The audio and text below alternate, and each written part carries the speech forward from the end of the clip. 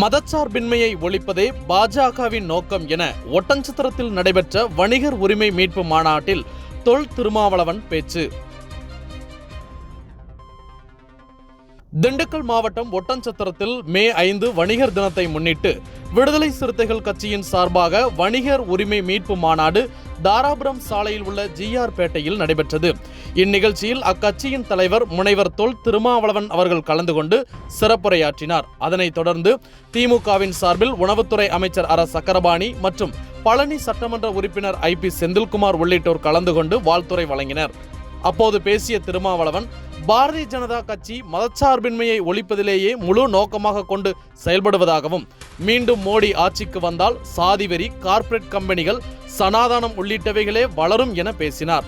அதனைத் தொடர்ந்து நிகழ்வில் பேசிய அமைச்சர் சக்கரபாணி, மற்ற மாநிலங்களுக்கு வழிகாட்டியாக மாண்புமிகு முதலமைச்சர் செயல்படுவதாகவும், இந்தியா தலைமையிலான கூட்டணி தமிழகம் மற்றும் புதுச்சேரியில் 40 இடங்களில் வெற்றி பெறும் எனவும் தெரிவித்தார். மேலும் இந்நிகழ்வில் இந்தியா கூட்டணியின் மாவட்ட, ஒன்றிய, நகர பொறுப்பாளர்கள் மற்றும் கூட்டணி கட்சி நிர்வாகிகள், பொதுமக்கள் என ஏராளமானோர் கலந்து கொண்டனர். அந்த வகையிலே இன்றைக்கு இந்தியா கூட்டணியிலே இன்றைக்கு இடம்பெற்றிருக்கின்ற அத்தனை இயக்கங்களும் இன்றைக்கு நல்ல முறையிலே பாடுபட்டு தமிழகம், பாண்டிச்சேரி உட்பட 40 தொகுதியிலும் நாம் தான் வெற்றி பெறப் போகிறோம். அதிலே மாற்று கருத்தில்லை. கண்டிப்பாக மோடி பிரதமரானால் கார்ப்பரேட்டுகள் வளரும், சனாதனம் வளரும், சாதிவெறி வளரும், மதவெறி வளரும், இந்து முஸ்லிம் பகை வளரும், மக்களிடையே அமைதி இருக்காது. எல்லாவற்றையும் விட புரட்சியாளர் அம்பேத்கர் எழுதிய அரசமைப்பு சட்டம் இருக்காது.